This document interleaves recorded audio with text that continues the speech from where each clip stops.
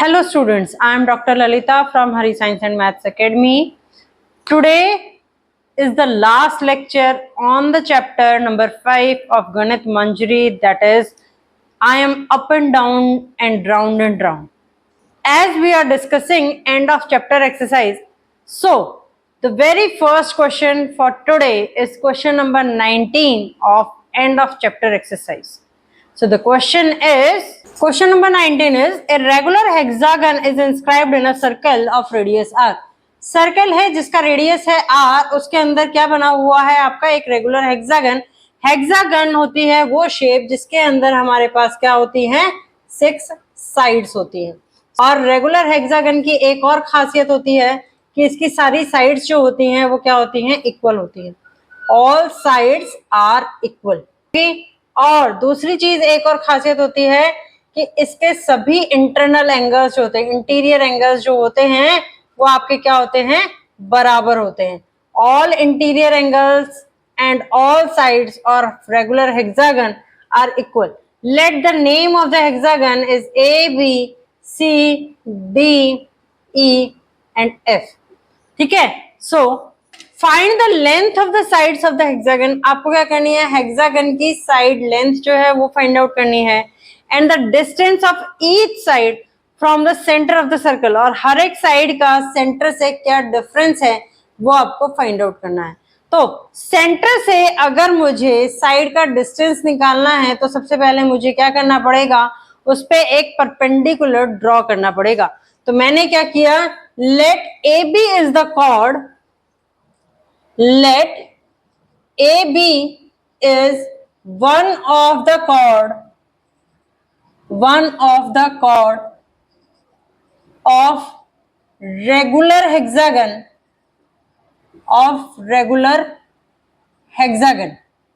ठीक है. सबसे पहले draw a perpendicular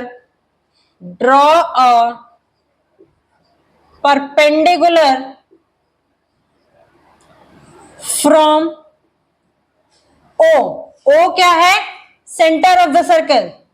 O is the centre of circle on AB. ठीक है. AB पर O से मैं क्या कर रही हूं एक परपेंडिकुलर को ड्रॉ कर रही हूं.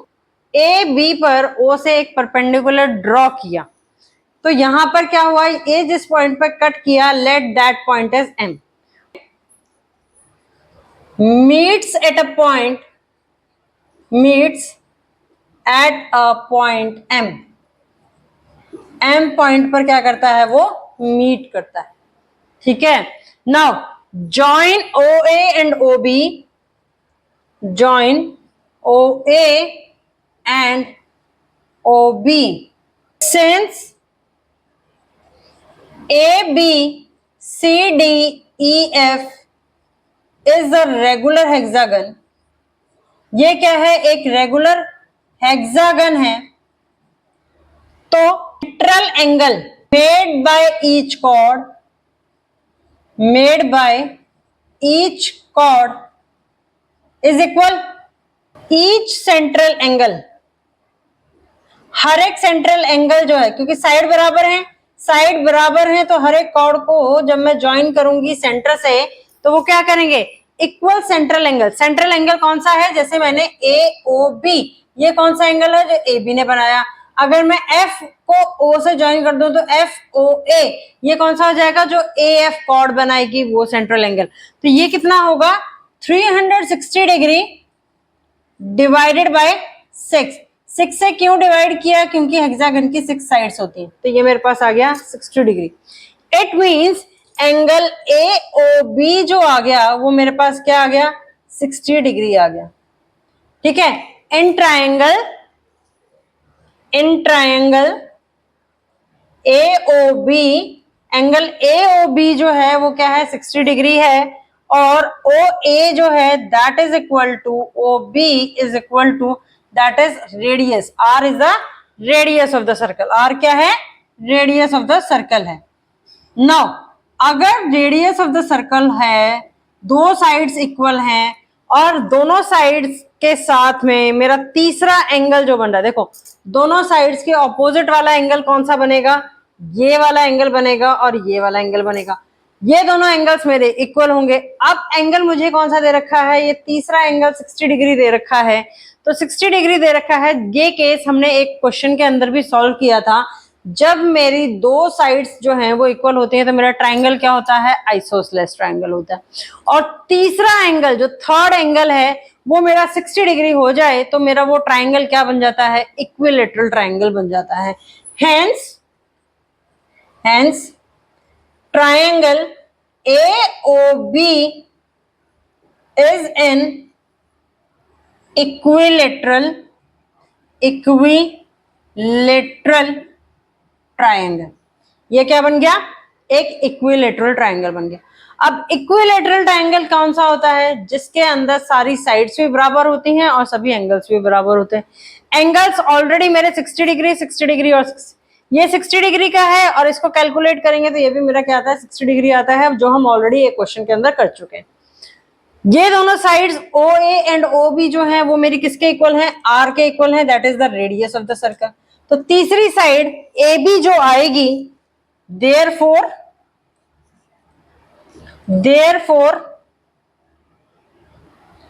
AB is equal to R। वो किसके इक्वल आ गई, R के इक्वल आ गई। अब since OM is perpendicular to AB, OM जो है वो AB के परपेंडिकुलर है, so AM is equal to MB is equal to AB by 2 and that is equal to R by 2। वो किसके इक्वल आया, R by 2 के इक्वल आया। Now in triangle AMO में अगर मैं पाइथागोरस थ्योरम लगाऊंगी तो क्या आता है, OA का square is equal to AM का स्क्वायर प्लस OM का स्क्वायर। OA क्या है, R स्क्वायर है। AM जो आएगा वो क्या आ रहा है, R by 2 का स्क्वायर आएगा, R by 2 का होल स्क्वायर प्लस OM का square. So from here OM square is equal to R square minus R square by 4. So this is OM square is equal to 3R square by 4. So from here OM जो आया that is equal to square root of 3 divided by 2R। OM क्या था, distance of the chord from the center of the circle। So last line आप क्या लिखोगे, distance of the chord from the centre of the circle is equal to square root of 3 divided by 2 multiply by R। So यहाँ पर question में दो चीजें पूछी गई थी। एक था कि आपको कॉर्ड की लेंथ जो थी वो बतानी थी, length of the sides of the hexagon बतानी थी। दूसरा आपको बताना था कि distance of each side from the centre of the circle. तो जो आपकी कॉर्ड लेंथ आती है या length of the side of hexagon आती है, AB की लेंथ मैंने निकाल दी, रेगुलर हेक्सागन है तो क्या होगा, सारी साइड्स इक्वल होंगी, तो length of sides is equal to R।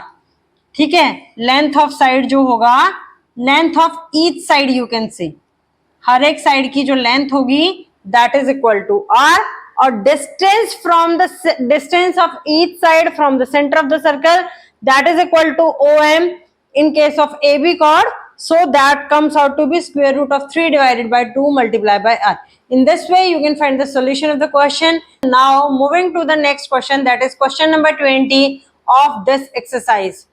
A quadrilateral MNOP is inscribed in a circle। ये मेरे पास एक सर्कल है, ठीक है।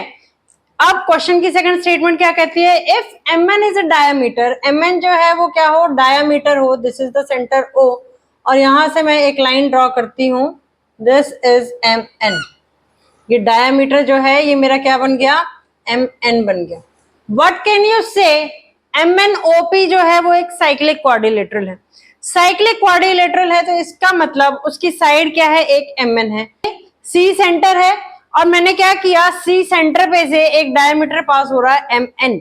अब बात करते हैं OP जो है, दो पॉइंट्स और हैं क्वाड्रिलेटरल के, तो दोनों पॉइंट्स जो है वो मेरे क्या होंगे, सेम साइड पे होंगे। सेम साइड पर क्यों होंगे, क्योंकि MN जो है वो एक साइड फॉर्म कर रही है। अब अगर मैं O यहां ले लूं और मैं P यहां ले लूं तो क्या मेरे पास क्वाड्रिलेटरल फॉर्म होगा? नहीं फॉर्म होगा। दैट्स वाई O और P जो है वो मुझे क्या लेने पड़ेंगे? सेम साइड पर ही लेने पड़ेंगे दोनों की दोनों lines. So this is OP, ये मेरे पास एक कॉर्ड हो गई। अब मैंने MP को ज्वाइन कर दिया, ठीक है, और दूसरा मैंने NO को ज्वाइन कर दिया, ये मेरा बन गया क्वाड्रिलेटरल MNOP। अब MNOP जो है वो क्या दे रखा है हमें? MNOP quadrilateral is inscribed in a circle, quadrilateral is inscribed in a circle, ये हमें गिवन है, इंस्क्राइब्ड है सर्कल के अंदर, तो इट मींस MNOP, इसका मतलब क्या हुआ कि MNOP जो है वो मेरा क्या बन गया? एक cyclic, MNOP is a cyclic quadrilateral. अब वो कहता है what can you say about angle MOP, आप MOP एंगल के बारे में क्या कह सकते हैं? और P, MOP एंगल कब बनेगा? जब मैं M और N दोनों डायगोनल्स को ज्वाइन करूंगी। जब मैंने M और N दो डायगोनल्स को ज्वाइन किया तो मेरा एंगल बना MOP, ये वाला एंगल। अब मैंने यहां पर MNP की ट्राइंगल की बात कर रहा हूं, MNP ट्राइंगल की जब बात कर रहा है, सो MNP इस वाले एंगल की बात कर रहा है, ठीक है। तो इसके बारे में आपका क्या कहना है? ये दोनों एंगल्स जो है, angle MOP and angle MNP both are equal, दोनों क्या होंगे? इक्वल होंगे। क्यों इक्वल होंगे? देखो, क्योंकि आर्क जो है वो सेम सेगमेंट में जब भी एंगल सबटेंड करती है तो वो मेरे क्या होते हैं? इक्वल आते हैं, ये हमने थ्योरम पढ़ी थी। अब आर्क कौन से consider arc MP arc consider करूंगी तो मेरे पास कौन सी आर्क आ गई? ये वाली आर्क आ गई, ठीक है, और MP जो है वो मेरी क्या बन गई? एक कॉर्ड बन गया। अब इस MP आर्क से देखोगे तो ये आर्क जो है ये मेरी क्या कर रही है? सेम साइड पर ये एंगल फॉर्म कर रही है, कौन सा? MOP और MNP। अब यहां पर मान लो कि मैंने क्या किया, इसको P को ज्वाइन कर दिया, किसके साथ? C के साथ में। P को ज्वाइन कर दिया C के साथ में, join P point of quadrilateral with center of the circle, with center of circle। तो कल भी हमने पढ़ा था कि angle at the centre, angle at the centre क्या बना? Angle MCP is twice of angle MOP। This is equation number 1, ठीक है। फिर again angle MCP is equal to twice of angle MNP। This is equation number 2। अब दोनों की left hand side equal है तो राइट हैंड साइड भी क्या होगी? इक्वल होगी। So on equating equation number 1 and equation number 2 right hand side, what we got? Twice of MOP is equal to twice of angle MNP। So from here what is the conclusion? Angle MOP is equal to twice of angle MNP। This is the reason। MP arc जो थी वो consider किया, MP arc को consider करने के बाद ये दोनों एंगल्स, एंगल MOP और एंगल MNP जो हैं वो दोनों सेम साइड में बनते हैं सेगमेंट में, तो इसीलिए मेरे पास क्या आता है? Angle at the centre is equal to twice of angle at the circumference. तो वहां से मेरे पास आई equation number 1 and equation number 2, दोनों की लेफ्ट हैंड साइड इक्वल है तो मैंने राइट हैंड साइड को इक्वेट कर दिया, तो वहां से आ गया मेरे पास angle MOP is equal to angle MNP। In this way you can find the solution of this question. Now moving to the next question, that is question number 21. Question number 21, and let ABCD is a cyclic quadrilateral। ABCD जो है वो एक cyclic quadrilateral है। Explain why the exterior angle at any vertex is equal to the interior opposite angle। Exterior angle किसी भी vertex के ऊपर जो है वो इंटीरियर ऑपोजिट एंगल के जो है वो इक्वल क्यों होगा? आपको ये एक्सप्लेन करना है।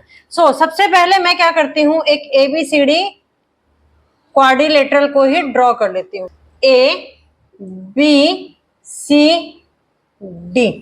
अब इस क्वेश्चन में गणित मंजरी के अंदर हिंट दिया हुआ है। उस हिंट में क्या दे रखा है कि CD कॉर्ड को जब मैं एक्सटेंड करती हूं तो यहां पर एक पॉइंट आता है, पॉइंट E। अब जो हिंट दिया हुआ है उसके अंदर करेक्शन कर लेना। वहां दे रखा है एंगल CDE, वहां पर ये angle CDE is equal to angle ABC, जबकि यहां पर ये CDE नहीं आएगा, ये आएगा एंगल ADE। ये करेक्शन करनी है, इस बुक में ये क्वेश्चन यहाँ पर गलत लिखा हुआ है। यहाँ एंगल CDE नहीं है, यहाँ पर एंगल ADE है। ठीक है, नाउ अब देखो, सिंस हमें क्या दे रखा है, ABCD is a cyclic quadrilateral. ये क्या है, गिवन है कि ABCD जो है वो क्या है, एक साइक्लिक क्वाड्रिलेटरल है। साइक्लिक क्वाड्रिलेटरल है तो ऑपोजिट एंगल्स का सम जो होगा वो क्या होगा, 180 डिग्री के इक्वल होगा। Angle ABC plus angle ADC, इसका सम जो है वो किसके इक्वल आएगा, 180 डिग्री के इक्वल आएगा। This is equation number 1। ठीक है, ये क्या है, इक्वेशन नंबर 1 है।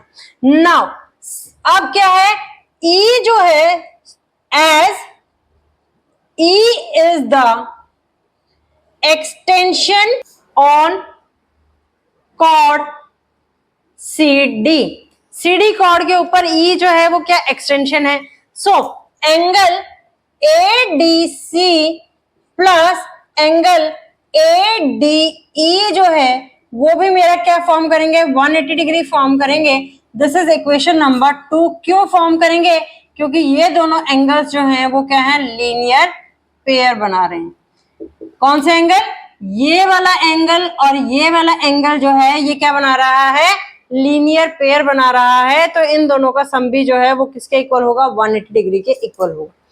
और साइक्लिक क्वाड्रिलेटरल है तो एंगल ADC जो है वो किसके इक्वल था, एंगल ABC के इक्वल था। ये एंगल इस वाले एंगल के इक्वल था। अब इक्वेशन नंबर 1 और 2 दोनों 180 डिग्री के इक्वल हैं, तो ये दोनों इक्वेशन मेरी क्या हो सकती हैं, इक्वल हो सकती हैं।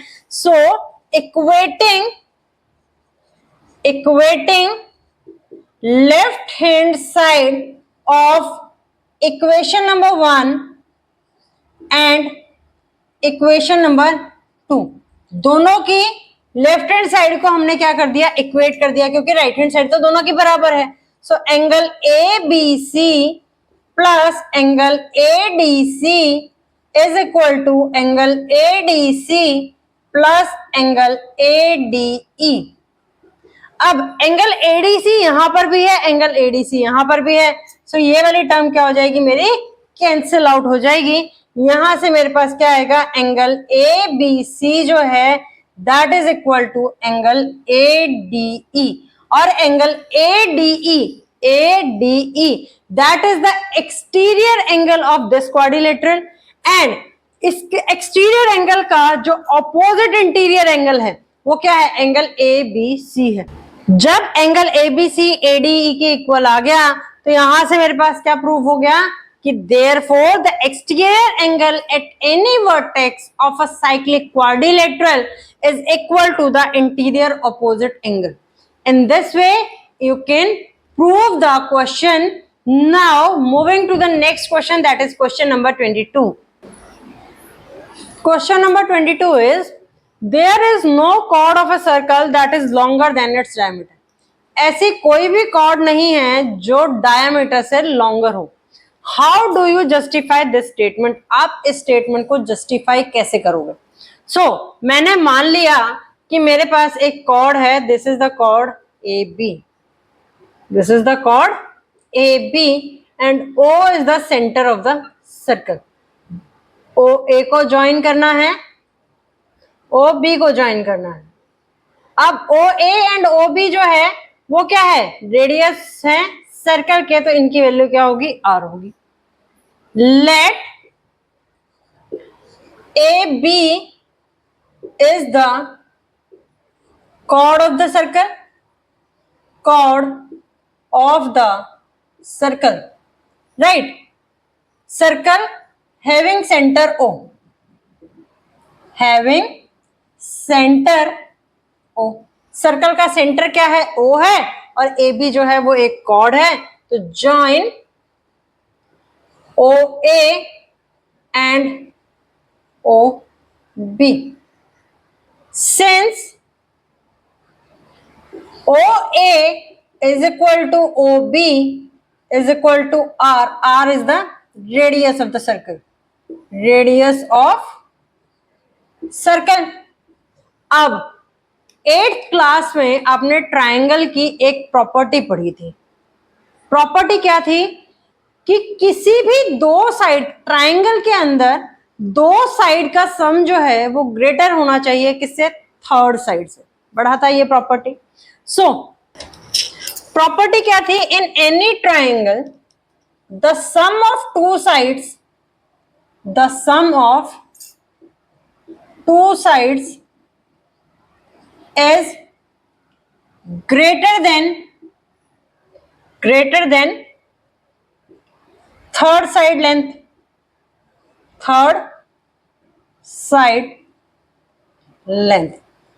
क्योंकि अब मुझे इन ट्रायंगल AOB में OA और OB की वैल्यू पता है, तो AB जो है, AB should be less than, किससे लेस होना चाहिए? OA प्लस OB से लेस होना चाहिए.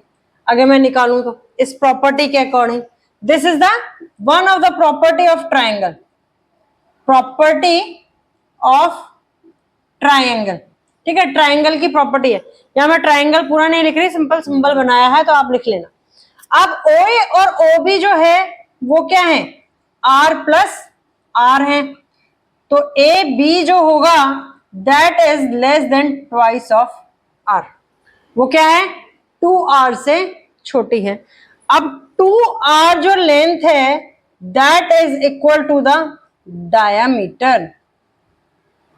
2R की जो लेंथ होती है वो किसके इक्वल होती है? डायामीटर के इक्वल होती है. और AB मेरी कॉर्ड है जो डायामीटर से सेंटर, डायामीटर भी नहीं है, तो इसीलिए AB जो आई है वो मेरी क्या आई है? 2R से छोटा आया है. अब 2R जो है वो डायामीटर की लेंथ है, therefore diameter is greater than AB. यही हो गया, क्योंकि 2R जो था वो किसके इक्वल था? डायामीटर के इक्वल था, तो 2R की जगह मैंने डायामीटर लिख दिया, तो डायामीटर जो है वो क्या होना चाहिए? ग्रेटर देन AB होना चाहिए. दिस टेल्स अस, डायामीटर जो है वो AB से बड़ा होना चाहिए. So it tells us, it tells that the diameter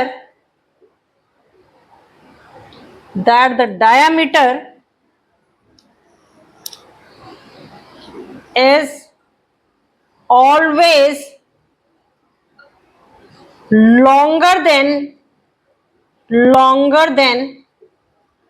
any chord on the circle, any chord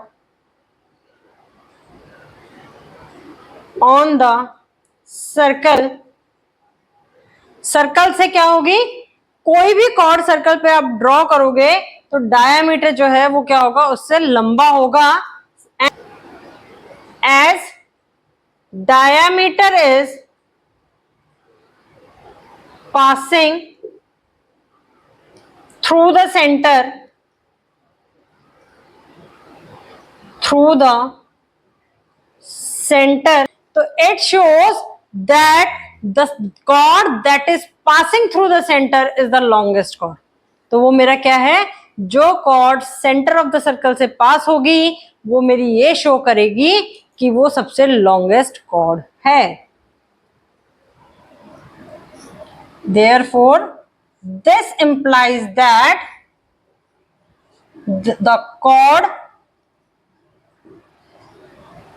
that is passing through center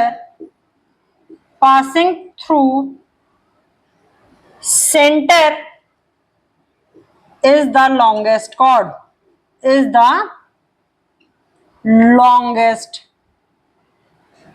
chord. In this way, you can justify the given statement. Okay? Now, moving to the next question, that is question number 23. Question number 23 is, let A be any point within a given circle with center O. एक circle है जिसका centre क्या है, O है, और A जो है वो कोई पॉइंट है. Show that the shortest chord of the circle, shortest chord जो होगी सर्कल की, that passes through point A, वो पॉइंट ए से पास होगी. ठीक है, and point A is the one that is perpendicular to O A. ठीक है, शॉर्टेस्ट कॉर्ड वो होगी जो हमारी ए पॉइंट से पास होगी और ओ ए जो है वो क्या होगा, परपेंडिकुलर होगा उस कॉर्ड के ऊपर. सो मैंने मान लिया कि ये मेरे पास है एक chord P Q, this is the chord P Q. ठीक है, अब ए जो है वो पॉइंट इस पर क्या होना चाहिए, परपेंडिकुलर होना चाहिए. सो this is the point A. ये क्या हो गया, पॉइंट ए हो गया. This is the point A जो क्या है, मेरा परपेंडिकुलर है. This is perpendicular. अब वो कहता है कि पी क्यू जो है वो मेरी क्या होगी, शॉर्टेस्ट कॉर्ड होगी. गिवन है क्वेश्चन में, सर्कल है with centre O, with centre O, and a point is inside the circle. A point is inside the circle. ठीक है, P Q is a chord such that, P Q ऐसी chord है जिस पर ओ A जो है वो परपेंडिकुलर है मेरा किसके ऊपर, पी क्यू के ऊपर. अब मैंने माना let R S is another chord that is passing through A,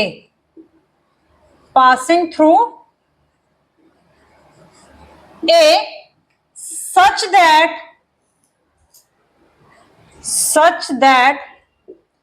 OA is not perpendicular. OA जो है वो परपेंडिकुलर नहीं है RS पर. ठीक है, मतलब RS एक कॉर्ड है जो A पॉइंट से पास तो हो रही है लेकिन OA जो है वो उसके ऊपर परपेंडिकुलर नहीं है. इस तरीके से अब हमें प्रूव क्या करना है, to prove is P Q जो है वो मेरी छोटी कॉर्ड है एज कंपेयर टू RS. ये मुझे क्या करना है, प्रूव करना है. सो कंस्ट्रक्शन इसमें क्या होगा, construction is draw perpendicular from O to chord RS and meet at point M. मतलब O पॉइंट से मुझे क्या करना है, एक परपेंडिकुलर ड्रॉ करना है किसके ऊपर, RS के ऊपर, इस तरीके से कि वो जहां पर मीट करेगा वो है पॉइंट M. अब ये आ गया मेरे पास यहां पर perpendicular.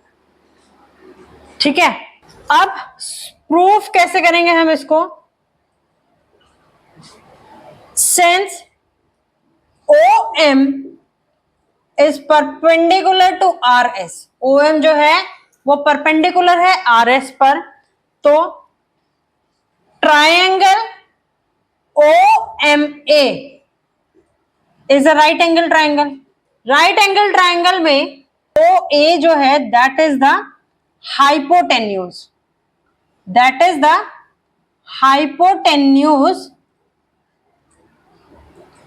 Of triangle OMA.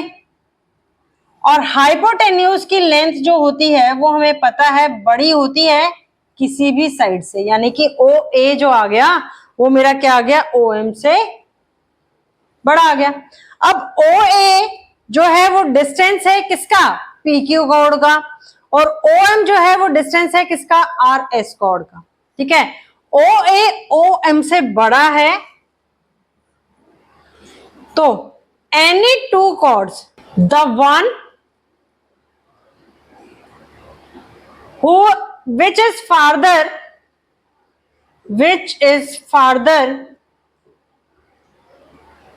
from the center, from the center of the circle, center of the circle is shorter. दो कॉर्ड, दोनों कॉर्ड्स का ओ ए क्या है, डिस्टेंस है किसका, पी क्यू कॉर्ड का, ओ एम जो है वो डिस्टेंस है किसका, आर एस कॉर्ड का। अब ओ ए की वैल्यू क्या है, ज्यादा है as compare to O M value, तो जिस भी कॉर्ड का डिस्टेंस ज्यादा होगा वो कॉर्ड मेरी सेंटर से उतनी ही दूर होगी। सेंटर से दूर होगी तो इसका मतलब क्या हुआ कि वो कॉर्ड मेरी क्या होगी, स्मॉलर होगी। तो वही चीज लिखी है, any two chords the one which is farther from the centre of the circle is shorter. जो सेंटर ऑफ द सर्कल से दूर है वो कॉर्ड मेरी छोटी होगी। अब distance of chord, distance of chord P Q from the centre is equal to OA and distance of chord RS from the center is equal to OM. अब OA की वैल्यू OM से ज्यादा है, since OA is greater than OM, so it means इसका मतलब क्या हुआ, PQ जो है that is less than RS. The length of PQ is less than length of RS. Therefore, the shortest chord of the circle through the point A से shortest chord कौन सी है, जिस पर OA जो है वो perpendicular है। In this way, you can prove the question. Now, moving to the next question of the exercise, that is question number 24. Question number 24. How would you use the following figure? ये figure जो है ये question में दिया हुआ है, to justify the statement, ये justify करने के लिए that the angle in a semicircle is 90 degree, कि एक सेमी सर्कल में जो एंगल होता है वो क्या होता है, 90 डिग्री का होता है। Now, let this semicircle diameter is BC. Semi circle का जो डायमीटर है वो क्या है, BC है। So, given is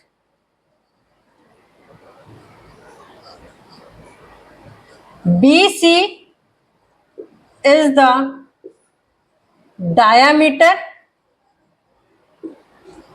of a circle having center O, having center O। ठीक है, अब मैं बात करती हूं प्रूफ क्या करना है हमें, to prove angle BAC is equal to 90 degree. So proof क्या होगा,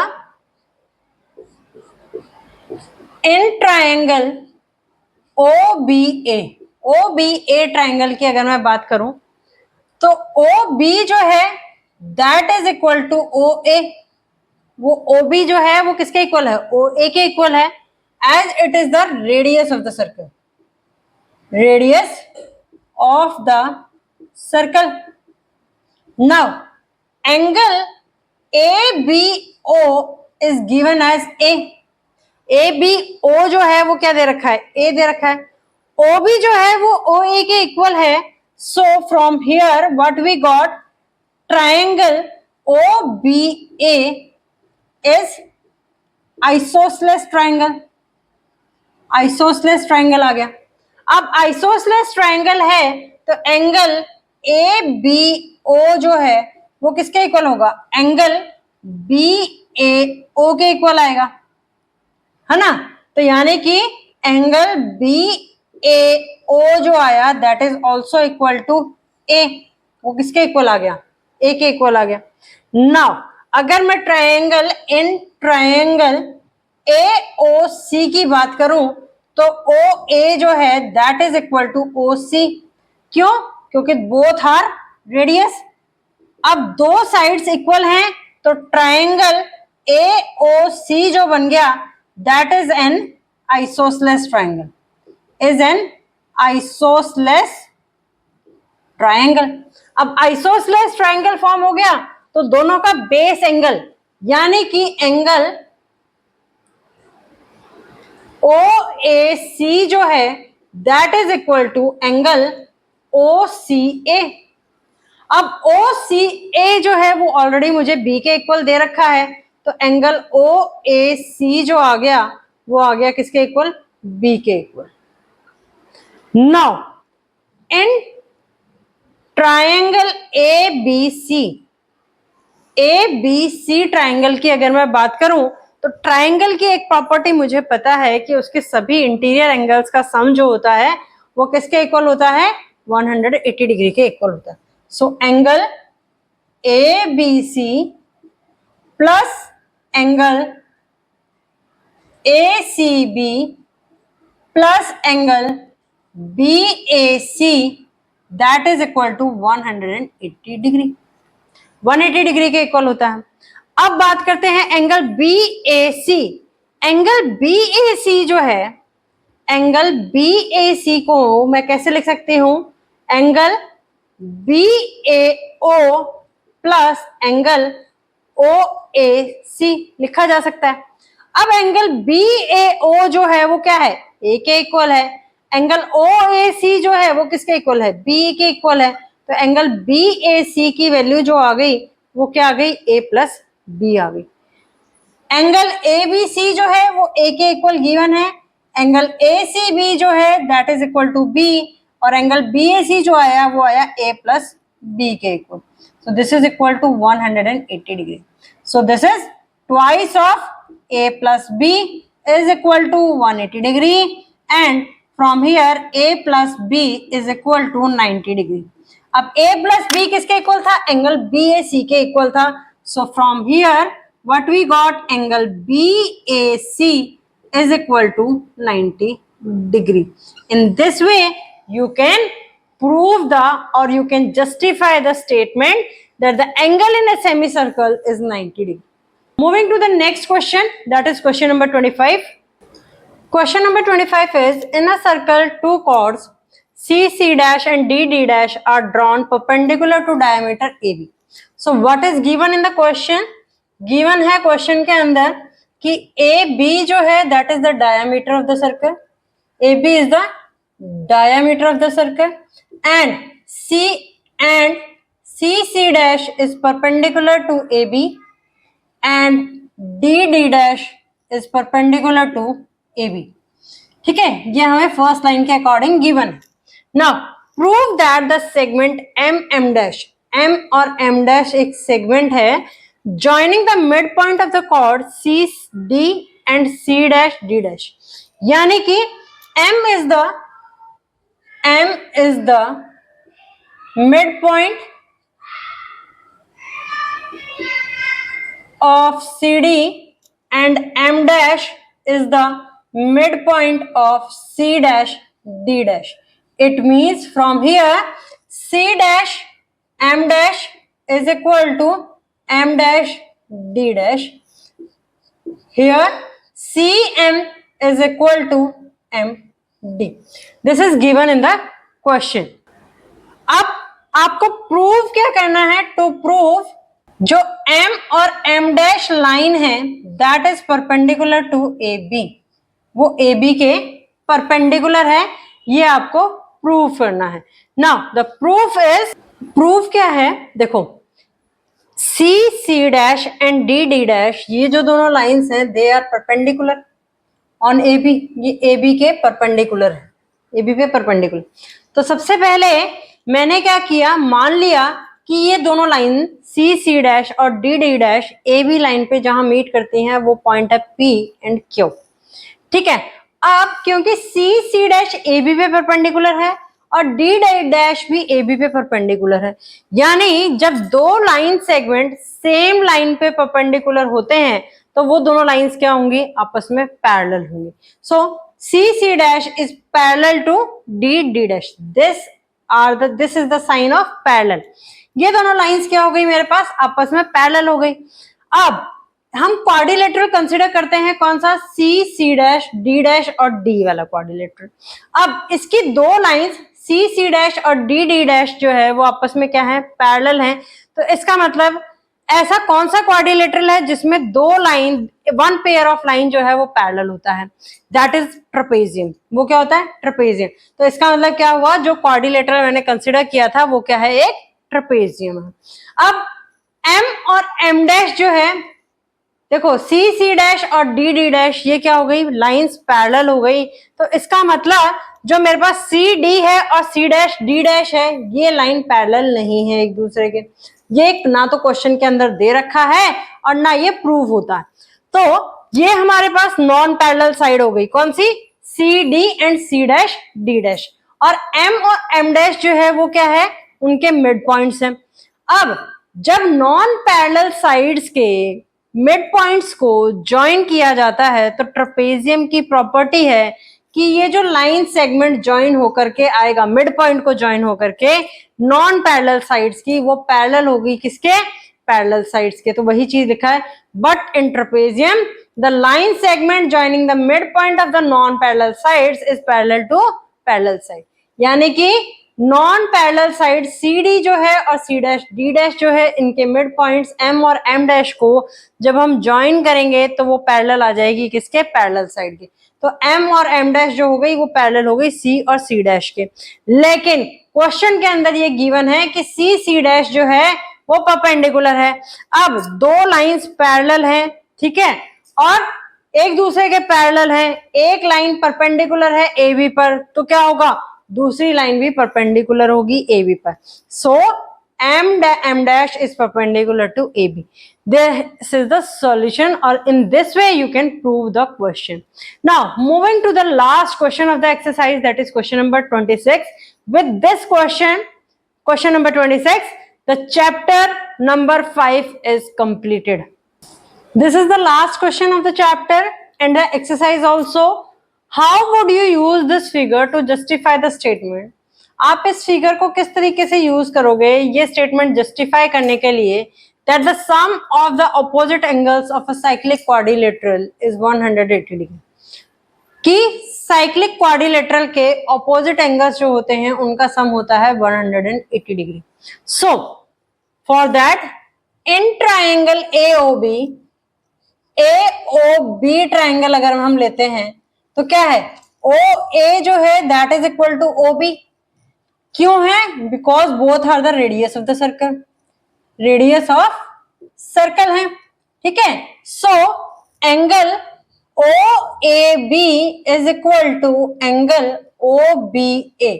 अब OAB जो है वो मुझे कितना दे रखा है, P दे रखा है, तो that is equal to P। This is equation number 1। ये आ गई equation number 1। In triangle BOC, OB जो है that is equal to OC, वो OC के इक्वल है क्योंकि that is also the radius of the circle. बार बार मैं रीजन नहीं लिख रही, but that is the radius of the circle. So angle OBC is equal to angle OCB, इसके इक्वल होगा, ठीक है। और OBC जो एंगल है वो मुझे क्या दे रखा है, एंगल Q दे रखा है। सो दिस इज इक्वेशन नंबर 2। ये क्या हो गई, इक्वेशन नंबर 2 हो गई।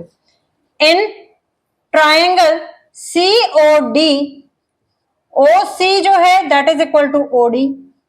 सो angle OCD is equal to angle ODC।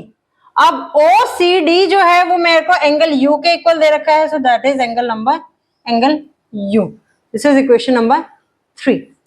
Now in triangle DOA, OD is equal to OA. Angle ODA is equal to angle OAD. और ODA angle जो है वो मुझे किसके इक्वल दे रखा है? एंगल V के इक्वल दे रखा है. सो दिस इज इक्वेशन नंबर 4. ये हो गई इक्वेशन नंबर 4. अब एंगल A अगर मैं निकालूं तो एंगल A क्या है? Angle OAB plus angle OAD. OAB जो है वो किसके इक्वल है? P के इक्वल है. और OAD जो है वो किसके इक्वल है? V के इक्वल है. सो this is V. This is equation number 5. Angle B निकालेंगे तो एंगल B आएगा angle OBC plus angle OBA. अब एंगल OBC जो है वो किसके इक्वल है? Q के इक्वल है. एंड OBA जो है वो P के इक्वल है. This is equation number 6. ठीक है. Now angle C is angle OCB plus angle OCD. OCB जो है that is equal to Q and OCD that is equal to U. This is equation number 7. Angle D calculate करते हैं तो angle D आता है angle ODC plus angle ODA. अब angle ODC जो है that is equal to U and ODA that is equal to V. This is equation number 8. अब मुझे पता है कि सम ऑफ इंटीरियर एंगल्स, सभी इंटीरियर एंगल्स का सम क्वाड्रिलेटरल, साइक्लिक क्वाड्रिलेटरल के अंदर कितना होता है? 360 डिग्री होता है. या किसी भी क्वाड्रिलेटरल के अंदर इंटीरियर एंगल्स का सम जो होता है वो कितना होता है? 360 डिग्री होता है. So sum of interior angles of quadrilateral